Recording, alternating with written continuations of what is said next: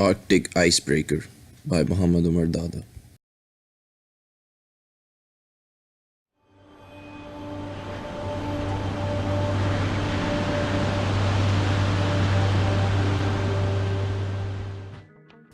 The Arctic, cold and unforgiving, a place you would expect to be least inflicted by the destructive reach of human activity. That notion has long been outdated. While formal settlements may still be unheard of in the Arctic Circle, economic activity is already underway, with military presence to establish not just security for the project, but to also achieve a political end, lay claim to the territory. The country is invariably connected to the Arctic. Canada, Denmark, Norway, Russia, and the United States all hold a stake in the exploration of the Arctic. But what is it that mandates such a flurry of activity in the circle? Oil. Expeditions in recent times have concluded the Arctic is a treasure trove for anybody willing to brave the challenge.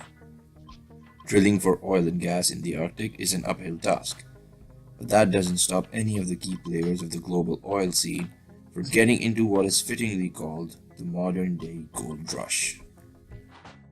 And even though there are several countries involved in the hunt for profits from the Arctic, there are three that are major contestants in this new Cold War: the United States, China, and Russia.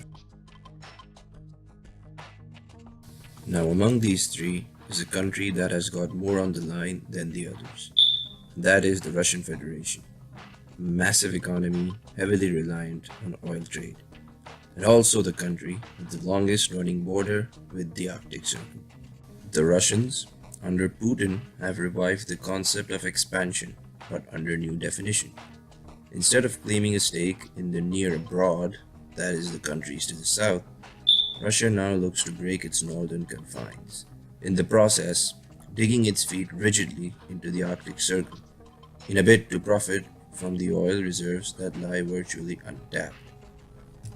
While this aggressive stance on expanding north is not unfamiliar to Russian aspirations, the current military buildup is the largest since the Stalin years of Soviet Russia. Oil may not be the only motivation here, however. The possibility of a more profitable reopening of the Northern Sea route also entices Russian leadership. This route would connect Europe with North America and Asia, and as Putin believes, help restore Russia's economic might. Ownership of resources and control of this potentially lucrative trade route is therefore what has led to contention in the Arctic Circle. There is just one complication. The Arctic is frozen solid. But in recent years, fortunately or otherwise, the man-made catastrophe we have come to know as global warming has reinvigorated hopes of reaching those reserves. And Russia is going all in. The Russian military has even brought a new tool to the table: the nuclear icebreaker. Its function is exactly what its name suggests: clear ice to make way for other vessels.